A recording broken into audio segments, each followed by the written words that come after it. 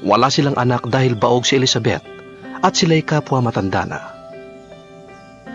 Isang araw, nanunungkulan ang pangkat ni Zacarias at ginagampanan niya ang kanyang tungkulin sa harapan ng Diyos bilang isang pari.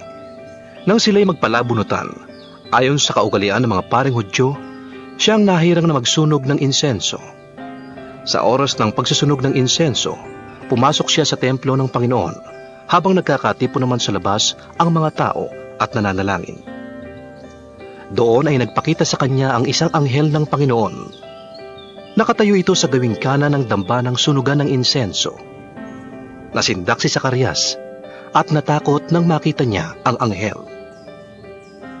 Ngunit sinabi nito sa kanya, Huwag kang matakot, Zacarias. Dininig ng Diyos ang iyong panalangin. Ang iyong asawang si Elizabeth ay magkakaanak ng isang lalaki, at Juan ang ipapangalan mo sa bata. See you next video.